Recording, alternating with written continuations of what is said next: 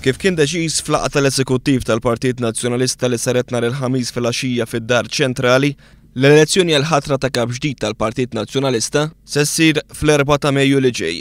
Dan fil-waqt li r-rapport tal-analiżi tat-telf għandu jkun lest fil-31 ta' Mejju, 27 jum wara il-ħatra ta' kap ġdid. Huwa mifhum li din is-sitwazzjoni qajmet diskussjoni taħraq fost il-membri tal-Eżekuttiv. Fl-aħħar għaddit ta' dawk li qed jappoġġjaw lil Simon Busuttil. B'reazzjoni għal dan l-opinjonista u ex-president tal-Partit Nazzjonalista Frank Portelli qal lill-linenewsmalta.com li l-analiżi tat-telfa serja għandha twassal biex tipprovdi informazzjoni utli lil kunsilliera u membri tal-Partit Nazzjonalista li tista' tinfluwenzalhom l-għażla dwar lil min se jivvutaw bħala kap. Għalhekk għal Frank Portelli huwa loġiku li r-rapport kellu jkun konkluż qabel biex jipprovdi informazzjoni fatwali lil dawk li jkunu se jivvutaw.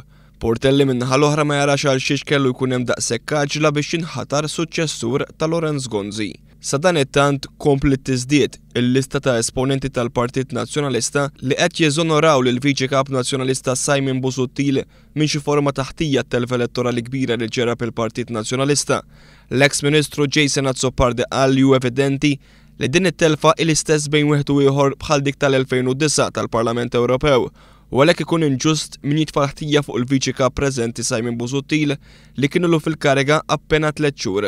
Mistoqsi minn linenewsmalta.com jekk hux beħsibu jikkontesta xi kariga fit-tmexxija tal-partit, Azzopardi konferma li kien avviċinat minn diversi persuni kemm fih dan il-partit u kemm mhux biex jikkontesta kariga.